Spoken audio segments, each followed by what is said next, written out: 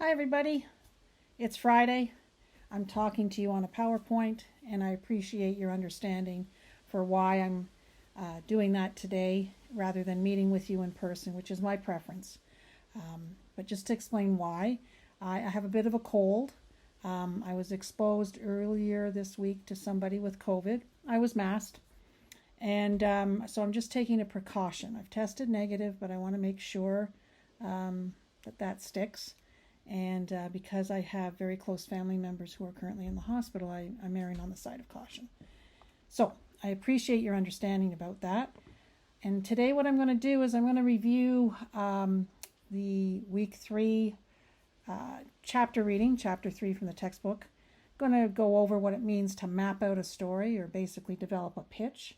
And this will be part of the process that you'll be working on when you're doing that final project. You pitch the draft and the final story you're submitting at the end of the semester.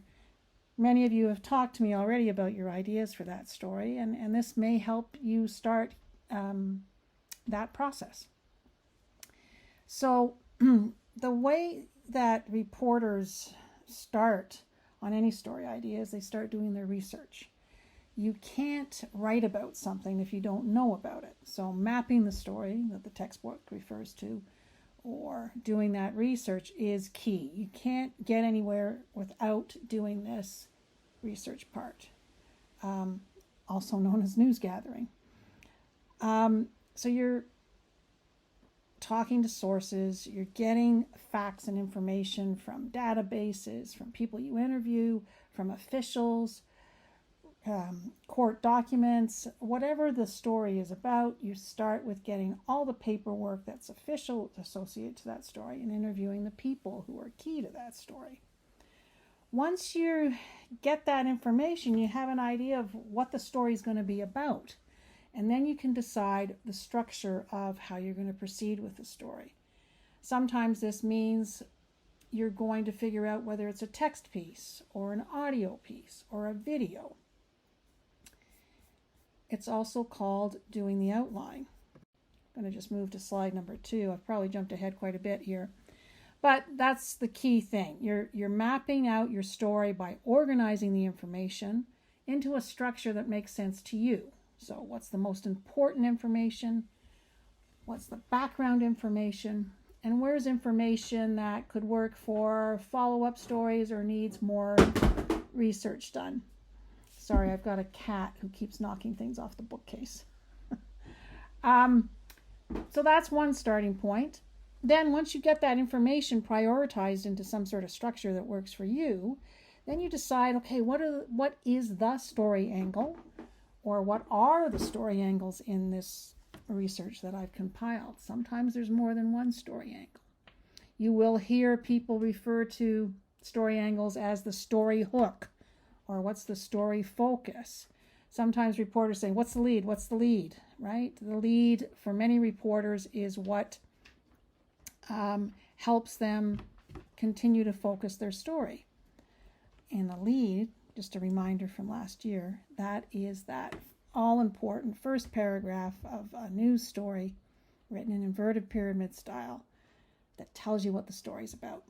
I put a refresher from last year in this week's folder as well to remind you about the parts of the story, so hopefully that'll help.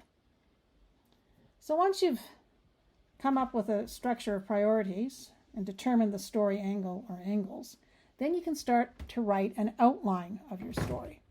This outline can also serve as your pitch. Okay, we're going to slide number 3. Usually the angle of a story you can determine by writing a 1 to 2 sentence summary of what the story is about and why it's newsworthy.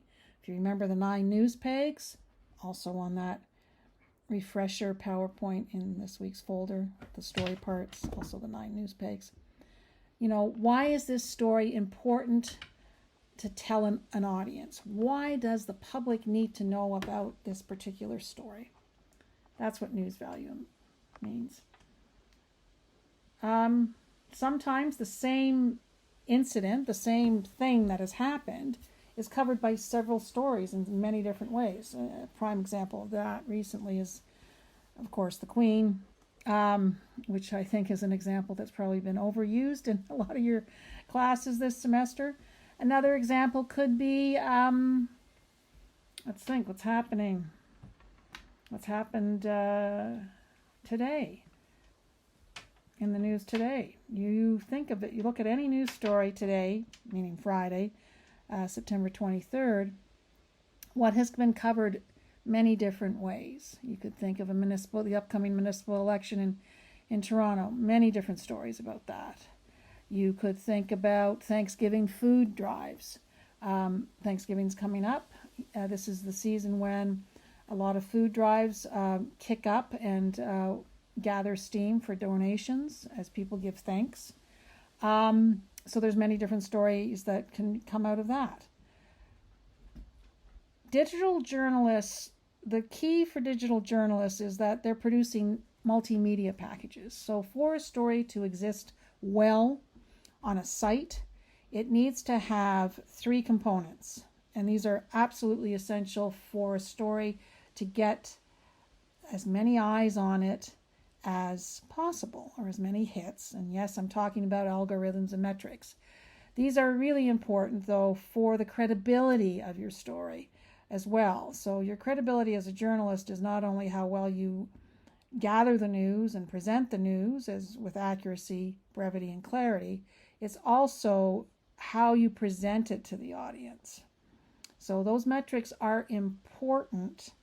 Not the most important, but as important as the craft of the journalism you practice. So you need text, audio, and video. If you look at Schedline, which I showed you last week, you'll see, you'll see today, the students have put their stories up. Their first stories of the semester are up there. And if you look at Veronica David is an example. She was the anchor last week of the news segment. This week she did a story on Nuit Blanche, which happens October 1st overnight to October 2nd. And its Etobicoke hub is actually going to be Humber's Lakeshore campus. So Veronica's got a multimedia story there. It's a text piece with visuals and audio clips of the people she interviewed, or one person she interviewed. Another example of this is Jeremy Honus has a story about people upset with the weekend closures of the roads in Hyde Park. He's interviewed City Councillor Gord Perks and other people, and he has a text piece with a SoundCloud audio interview with the councillor and visuals. So that's the type of story that digital journalists do, and it's the type of stories. These are the type of stories I'd like you to start to do, and what I want your final project in this course to be.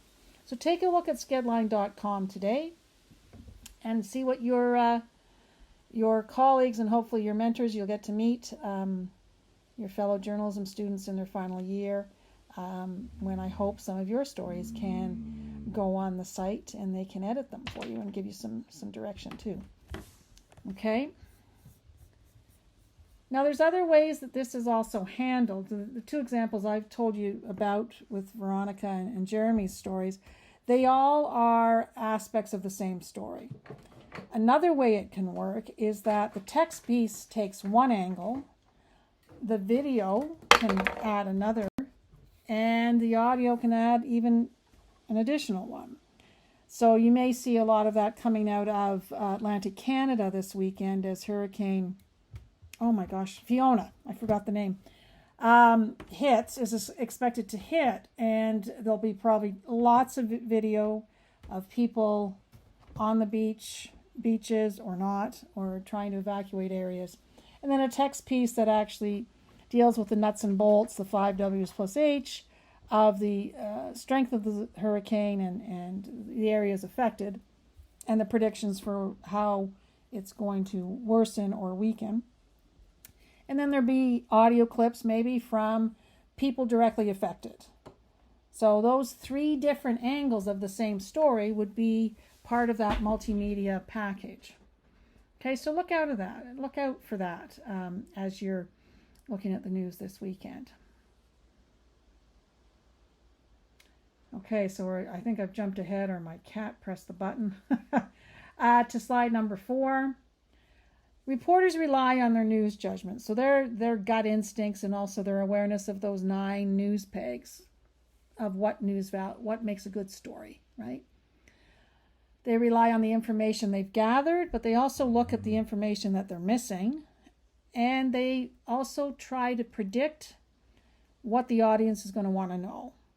It's not assuming what the audience wants to know. It's actually being a journalist means that you are trusted with an awareness that the audience deserves to know something, needs to know something for their own safety and well-being in the case of Hurricane Fiona. So those are sort of the 3 areas that a journalist is trusted with evaluating, right? Their news judgment, weighing the information they have and the information they need to get, and having a good grasp of what the audience wants. Okay, and sometimes when you're gathering news, when you're finding out, when you're in information about an ongoing situation that's constantly evolving, and then you're interviewing sources and digging up paperwork, you're going to find a new angle. Sometimes you can discover something else about a story. So the thing about being a reporter is you constantly have to be moving ahead to the next element of your story. Don't think a story is over. Never assume that something is done, that it's finished, that there's an end. Always check back with your sources to see if there's anything new. Okay, story outlines, slide number 5. You've got to keep reviewing your information that you've gathered to write this outline, right? This pitch. If you don't do that, what's going to happen is you could end up sort of being out of date on your story, especially if it's a breaking news or a changing situation. You could be writing something that's already been written by competitors, by other media, and the public doesn't need to read it because they've already seen it elsewhere. So you got to plan it out. You got to make sure you're up to date, so double check your research, and make sure that you're writing clearly, right? You're writing that simple sentence structure, SVO. You're using active over passive verbs. All of this should be coming back to you from writing 1, I'm hoping, and writing 2. But again, check the refresher PowerPoint. And if you know your research well and you understand the information you've gathered well, then you will write it clearly and simply. And your audience will understand. There used to be a mantra that this cat's crazy. Write simply meant writing down or talking down to your audience, writing at a elementary grade school level, and that's an unfair way to place the profession.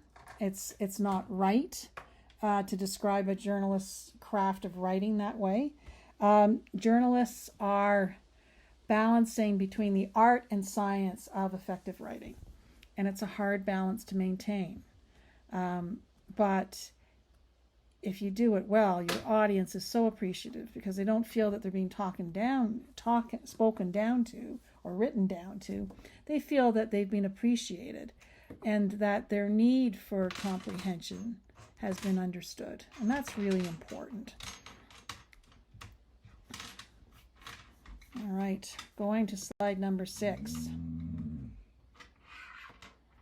Words, the importance of words. Some of you, maybe not all of you, excuse me, had me last year for writing 1. I'm trying to remember. I don't think many of you did.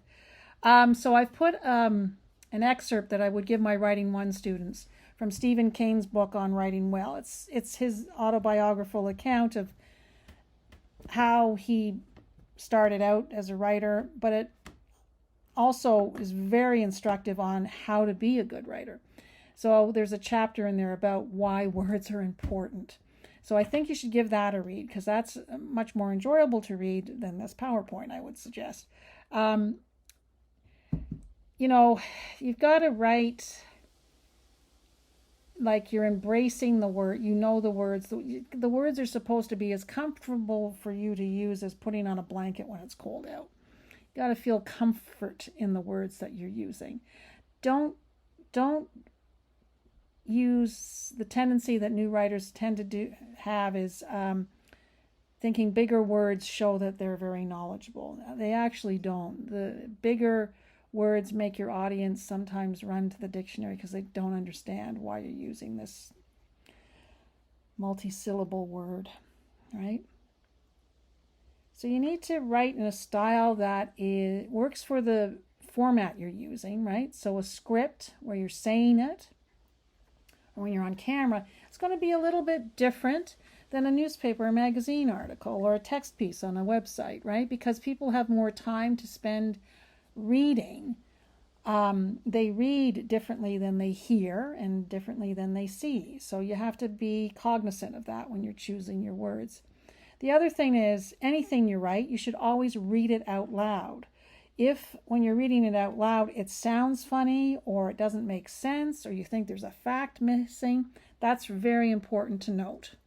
And it means you need to find that new fact. You need to rewrite that sentence. You need to write it so you can say it, because if you can say it, they will hear it.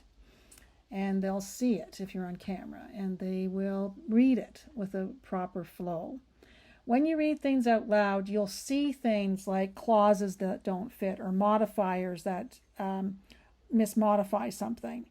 And that's important. So I encourage everybody, when you're in a news lab, I want it to be noisy because people are concentrating on reading out loud to themselves. That's why everybody wears headphones, right? So they don't hear other people, they hear themselves. Okay, slide number 7. So, Twitter, which you've become accustomed to, I hope now. You've maybe not fully fallen into Twitter, but at least most of you, not all of you, and I do want you to do it professionally, have gone onto Twitter and developed a professional profile. You may want to start practicing tweeting a bit too. And that can be, retweeting things about journalism that you're interested in or news stories that you're interested in retweeting about to spread the information. You may want to comment on something. Be careful how you do it, but make sure that you're fair in your commenting as a professional journalist. Don't have to be objective, but you have to be fair.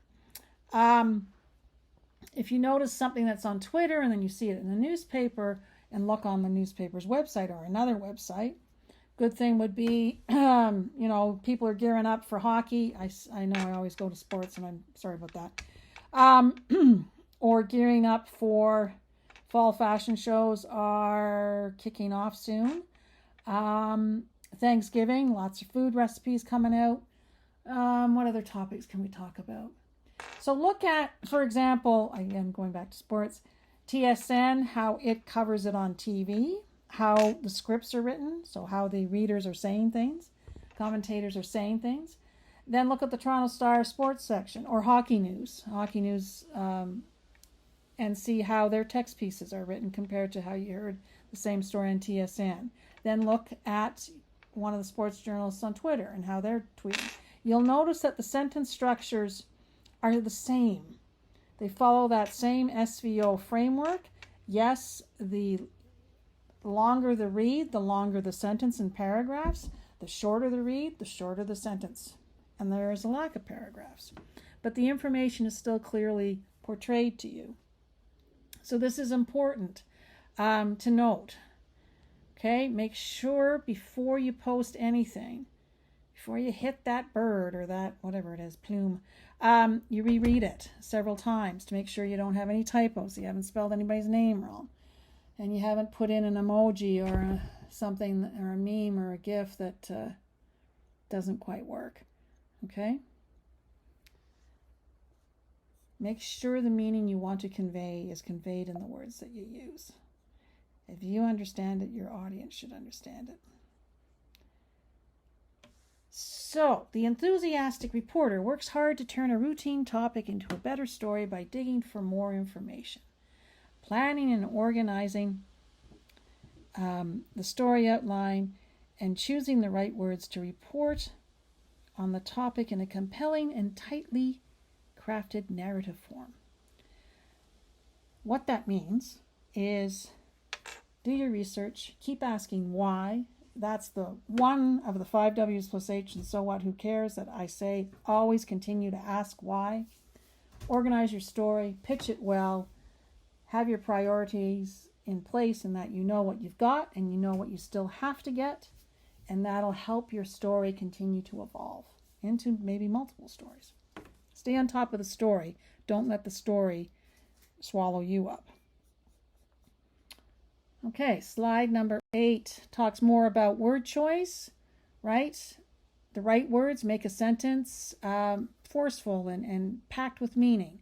The wrong words make it, not worth it. It's a waste of time, a waste of space.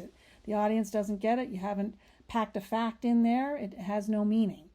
So make sure your words count. Every word is gold, and every word has to convey a fact or a meaning, an element of importance to the story. Spell checks, not your friend, right? Spell checks, don't read the sentence for meaning. I'm stopping a cat from jumping onto my computer again. Sorry. So spell check does not check to see if you've used the right word in the sentence for context, right? It checks the spelling. So you may have used THEIR in a sentence. If the spell checker finds, it spelled it right, but the meaning's wrong. You meant to use THERE. So your own eyes are your best proofreader. And absolutely, you get tired and too close to deadline, too close to the story. You've read it too many times, you're going to miss stuff. Take a break. Go for a coffee, whatever. Come back to it, read it with some fresher eyes. Give it to a buddy to look over, to look for those typos. Proofreading is looking for typos and mistakes. Copy editing is sort of editing line by line and then doing a structural edit to make sure the story parts are in the right order.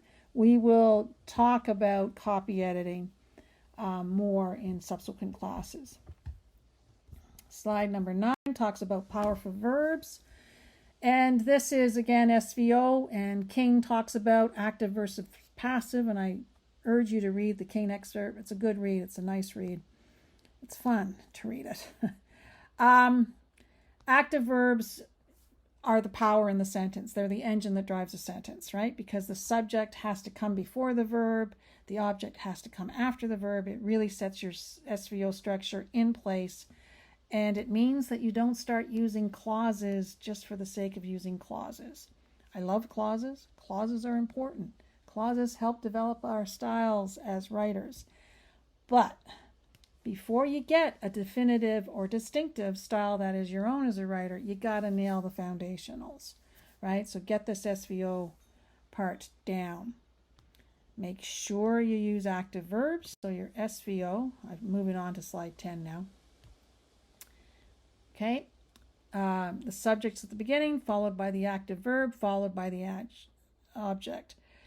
So what an active verb means is that the subject of the sentence is actually doing the action of the verb. So in the example here, the mayor raised taxes. The verb is raised. How you determine if this sentence is written properly is you look for the verb, raised. You ask yourself, who or what is raising? And your answer is the mayor. So the mayor is the subject. The subject needs to come before the verb. Go for the verb again. Ask what now is being raised. The answer to that question, what is being raised? Taxes. That's the object of the sentence. That has to come after the verb. So there, in simple terms, which I hope you understand, and if you don't, ask me, please. That's why I'm here. And I know I'm not physically there with you, but please send me an email if any of this is confusing. But that's how you do a simple sentence structure. Once you nail that down, then you can add a clause. Okay? After this. The mayor raised taxes, and this has enraged the people in the small community of Smithville, Ontario. Okay? So mayor raising the taxes is your main sentence. The enraged residents of Smithville, that's a clausal construction that's modifying or coming after. Okay? So you want to start with that core sentence as SVO and add stuff after. But that core sentence is packed with the fact, right? The mayor has raised the taxes. All right, slide number 11. Simple words, sentences, and paragraphs. You have to write in paragraphs. I don't know what it is. It may be digital has done this to many people who don't paragraph anymore. It's just a constant chunk paragraph. In straight news stories, inverted pyramid style, paragraphs are 1 to 2 sentences. Quotes stand alone in their own paragraphs. You'll see this in a lot of websites. You'll see that 1 to 2 sentences. The longer a sentence is, the more difficult it can be to understand. So a lot of digital journalism is targeting an audience who's constantly on the go, who wants a quick read. Other digital journalisms, particularly for sites like the New York Times, which has got the best digital journalism, I think, in the world, for longer reads, weekend reads, or reads when you're not trying to commute to get to somewhere, be it work or back home or wherever you're going.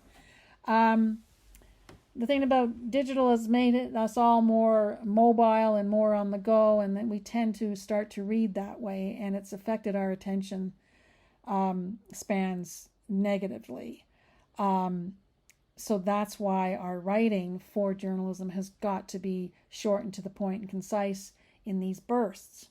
It doesn't mean that journalists only write this way. When we get into features and long-form journalism for the longer reads and the more in-depth, absolutely, that's the style you're going to use, and that's something you'll learn in your feature and opinion writing and investigative journalism classes. For this class, for me, when you're in year 2, you're concentrating on the short news digital journalism for now. Okay. Either way, though, whether it's a short news piece or long-form journalism, it has got to still have a flow. And that's why the story parts come into play, especially those bridges and transitions between story parts and quotations. Okay, when you develop the core SVO and then start adding your clauses, you'll get a rhythm into your writing that will actually help in your news stories. As I said, we're on slide number 12 now. As I said earlier, you're writing for the ear, for a natural flow of words and sentences. Read them out loud. If it's awkward, change it up. Rewrite. You're going to rewrite constantly. Somebody said, kill your darlings. It may be Stephen Kane. I think it was somebody before Stephen Kane. And what it means is that when you write and you become so enamored of something you've written, just that's a really good sentence. I really loved how I turned that out. Sometimes if more information comes forward in the story or there's a new element that you've got to get a bit deeper into, some things have to be cut. And that's when you're going to have to kill the things that are precious to you as a writer in order to get the information that the audience needs into the story. So your ego does take a bit of a bash, but your job is to inform the audience, not to write for yourself. That's an important distinction for journalists to know. Not only journalists, novelists write for their audiences too. Okay, so you want a good flow between your sentences and your paragraphs. You're going to cut the clutter. So after you've written your story right through, we'll go into this in more detail with the line and structural edits I talked to you about with copy editing. But before you submit anything, including assignments to me, you're going to read them through and see, look, can I cut any unnecessary words here? Is each sentence as tight as it can be? Take out any words that just add nothing. If it's not adding any necessary detail or factual detail, take it out. Something is not very important, it's important, right? So very is an unnecessary word a lot of the time. So is that. That is only really important when it's a clause. And if you remember that and which clauses from your writing labs, if not, I'll remind you. there are clauses that begin with that are essential for a sentence's meaning, and then clauses that start with which are not essential. They add some sauce, but you don't need them for the sentence to be a full meal for the audience. Which clauses are separated by a comma, that clauses are not. Okay, and that's something we'll go through when I do your line and structural edits with you one-on-one. The reason why you're cleaning up the clutter in your copy is so the reader can get to your main idea right away, right? That you want them to get to the point of your story and as soon as possible. Don't be repetitive. Okay, the next couple of slides are talking about objectivity. And this textbook was done, it was completed right in the middle of sort of that sea change that happened with journalism about objectivity and what that term meant, and maybe we should reassess and not use that term anymore, that we should more talk about being fair in our reporting, to have balance in our reporting. So you can't be a neutral observer. Neutrality is not possible because we are human beings. If we see something that is disturbing, upsetting, provokes an emotional response, whether that be sad all the way to joy, it's a normal human reaction to have it. What textbooks that you'll read and other journalists that you'll hear talk, what they mean when they're talking about objectivity or neutrality is that we don't show, we can have it, but we don't show it in our straight news reporting. That term straight news reporting means that it is fair, it's balanced, it doesn't have the reporter's views, emotions expressed. It doesn't mean that the reporter doesn't have them. It means that the reporter's not showing them in the coverage of the story they're covering. Okay? So your opinions are valuable. You're a human being. You're entitled to them, but don't put them in your straight news coverage. That's what fairness in reporting means. Okay? You're reporting what your sources feel. And when you're reporting that in a straight news story, you are connecting those opinions directly to the source. So let's say, what's an example? Let's say, this is a hypothetical, that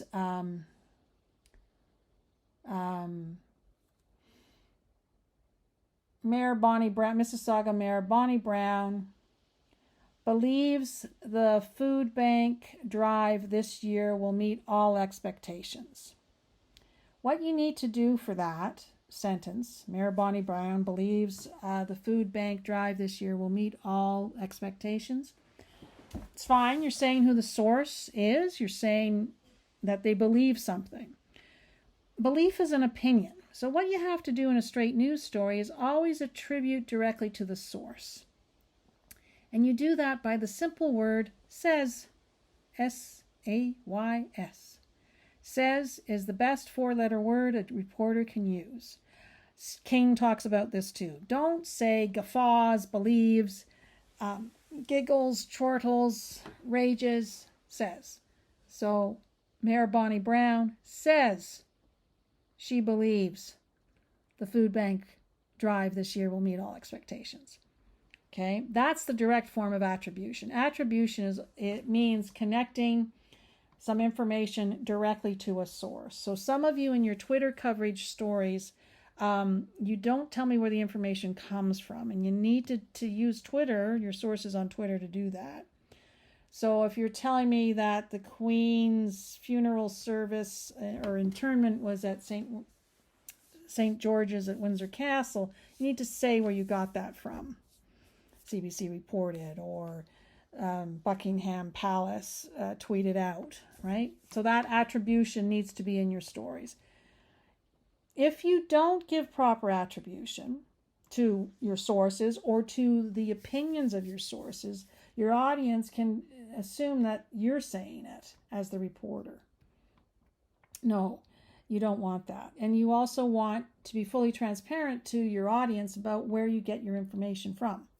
And you'll argue with me that, well, some stuff is just public knowledge. Yeah, but a journalist is not somebody who just assumes things on the part of their audience. A journalist is someone who always shows the audience where they get the information from. Okay? Our point of our profession is to inform fully, not to withhold or make the audience do work to find out, right? We're supposed to do the work. Okay? Slide number 16, what to avoid. Avoid using loaded words. These are words that have a slant, characterize somebody, makes an assumption, a brutal murder, a dead body, that's repetitive and redundant. Grisly murder, come on, that's sensationalist. A tragic fire leaves a tightly knit family of 5 homeless. You're adding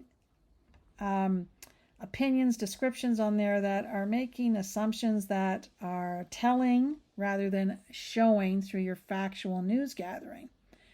Fires are tragic. So the tragic fire, you edit that. The fire, or a family of 5 is homeless after fire destroyed their 2-story or their bungalow, their suburban bungalow. Okay, pack it with meaning, not with description that actually is opinionated. How do you know they're tightly knit? Why are you telling me that? Show me that through the quotes you have with the family. Okay.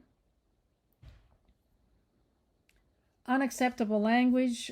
I think you all are aware that we don't profile, show implicit bias. We do not comment or identify people through references to age, race, sex, gender, practices, cultural beliefs, anything like that. It's only if they're relevant to the story. Otherwise, it's profiling and labeling and stereotyping that's offensive. Always ask sources if they have a pronoun of preference. Ask them how to spell their names. Ask them how they like to, be. Don't say preference, because that means it's their preferred. It's not a choice. It's who they are. So you're not asking them about preference. You're asking them who they are. So ask them their name and what pronouns they use. Phrase it that way. Okay? Words to avoid, this, adjectives and adverbs that don't add anything, cliches, especially in sports reporting and entertainment reporting, so the softer news that we talked about last week. Sometimes that can fall into cliche. Slang is inappropriate for your writing. However, if you're quoting somebody, you're not changing the quote. If that's how they talk, you reflect how they talk. The other thing, and we talked about this last week, I think, as well, is every profession, we're on now slide number 19, has a lingo, right? Slang or, language that is very specific to that profession. So police forces are an example of this. We talked about multi-jurisdictional forces cooperating, and how could you say that simply? This is what we talked about last week. So you don't want to use jargon or lingo that would be remote to the audience, that the audience would understand. You want to use words that make sense. As long as you don't change the meaning, it's still factually correct and accurate. Use the words that are simpler. And don't try to sugarcoat or make things more pleasant for people. If somebody died, they died. You don't say passed away. You don't say anything except what it is. Avoid platitudes, boring remarks that state the obvious. Don't gush. You're not being overly enthusiastic. You're writing straight news. You're there to inform. We're on slide number 20 now, which is the last slide. Oh my goodness.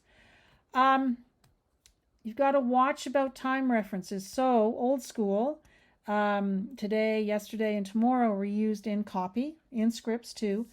For digital journalism, we've actually changed this. We are using the specific day and week to actually give that timestamp within the copy so it still stands up. And punctuation is a blessed thing, but don't use the semicolon in straight news stories because your sentences are too long if you have to use a semicolon.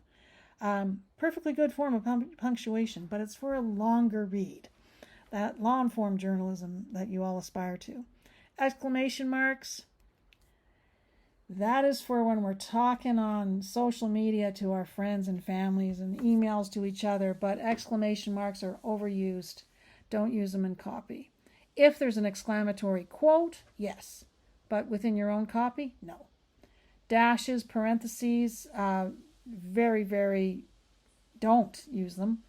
Commas are good. Don't overuse it. Commas shouldn't be sprinkled like pepper. The less punctuation, the better your sentence is for a straight news story. That's one rule of thumb. Okay, hopefully this helped. So read over this PowerPoint, watch and listen to me talking about it a bit. I've put the refresher parts of the story in 9 news pegs as another PowerPoint. Doesn't have any narration to it. You can just review it to refresh what you learned in the writing labs from last year. And read the Stephen King excerpt. It sort of encapsulates what I said here. I will look over your Twitter coverage stories and I'll mark them and give you some feedback. You will see that reference that I need the attribution. Some of you, I may be saying, do it again because I want you to show me again how you can do it. Yeah. And I'll see you next Friday. Okay? Look and see what the assignments are. I should do that right now. I can't because I've got to end this show.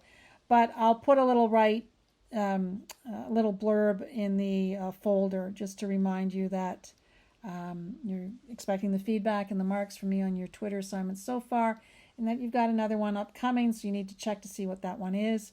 Yeah, and email me if you have any questions. Again, I appreciate for today. It's just the sniffles, but I don't want to run the risk of exposing anybody to what may turn out to be something worse, which I hope not. So take care, everybody. Have a good weekend, and get in touch if you have any questions. Bye for now.